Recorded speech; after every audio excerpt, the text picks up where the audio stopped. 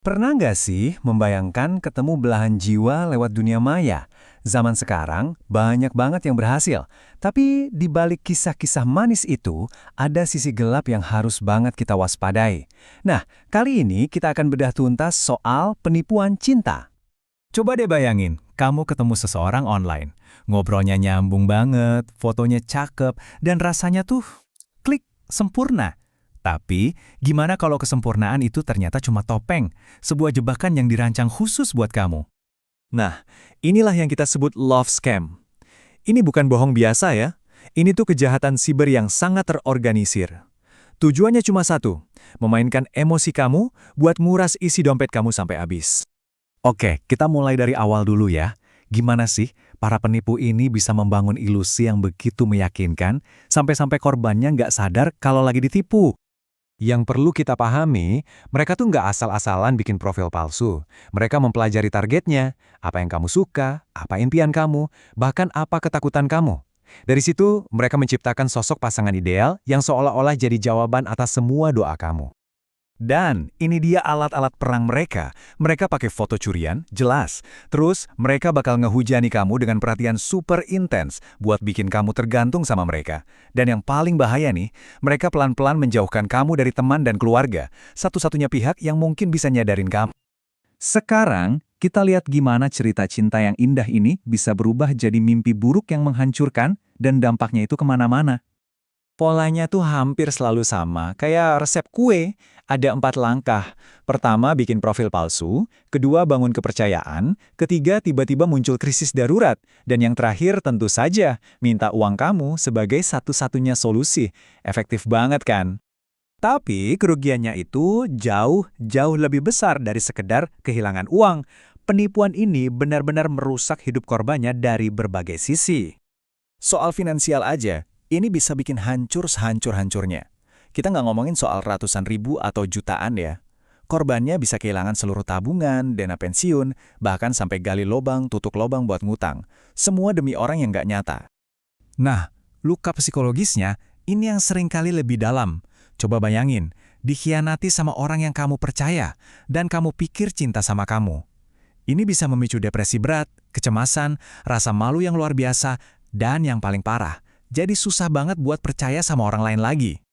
Efeknya juga merembet ke kehidupan sosial. Ingat kan taktik mereka buat mengisolasi korban?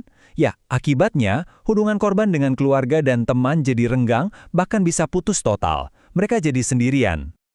Oke, kita udah tahu bahayanya. Sekarang bagian yang paling penting. Gimana caranya kita bisa mengenali tanda-tanda bahaya ini dari jauh-jauh hari? Ini dia beberapa red flag atau lampu merah yang harus kamu waspadai. Profilnya terlalu sempurna, hati-hati. Baru kenal beberapa minggu udah ngomongin cinta sejati, tapi selalu ada aja alasan buat gak video call. Wah, itu udah mencurigakan banget. Apalagi kalau mereka mulai jelek-jelekin teman atau keluarga kamu. Dan ini adalah poin paling krusial. Anggap aja ini aturan emasnya. Kalau ada orang yang belum pernah kamu temui secara langsung, terus tiba-tiba minta uang dengan alasan apapun yang kedengarannya meyakinkan, 99,9% itu penipu. Titik. Oke, sekarang kita bahas langkah-langkah konkret yang bisa kamu lakuin. Anggap aja ini persiapan pertahanan diri di dunia maya. Ini perbandingan yang jelas banget antara taktik mereka dan cara kita melawannya. Mereka pakai foto palsu? Langsung aja reverse image search di Google. Mereka ngeles terus kalau diajak video call? Paksa, jangan mau nyerah. Mereka terlalu buru-buru? Kamu yang pegang kendali, pelan-pelan aja. Nah, ini aturan dasar yang hukumnya wajib. Jangan, sekali lagi, jangan pernah kasih detail rekening bank, nomor kartu kredit, apalagi KTP. Ingat, data-data ini bisa disalahgunakan buat kejahatan lain, bukan cuma penipuan. Lalu, gimana kalau amit-amit yang terburuk udah terjadi? Apa langkah-langkah yang harus segera diambil kalau kamu atau orang yang kamu kenal jadi korban? Kalau kamu sadar udah jadi korban, coba tetap tenang dan langsung lakuin ini. Pertama, putus semua kontak, blokir di mana-mana. Kedua, kumpulin semua bukti. Ketiga, lapor ke polisi dan bank. Dan yang paling penting, jangan nanggung beban ini sendirian. Cari bantuan profesional itu bukan tanda kelemahan, tapi langkah awal buat pulih. Penting banget buat kita tahu kalau yang mereka lakukan itu kejahatan serius dan ada hukumnya di Indonesia. Ada KUHP dan UU ITE yang bisa menjerat pelaku. Jadi, jangan pernah ragu atau malu untuk melapor. Laporan kamu adalah langkah pertama menuju keadilan. Jadi, sebagai penutup, mari kita sama-sama renungkan pertanyaan ini. Tantangannya bukan berarti kita harus jadi sinis dan berhenti mencari cinta.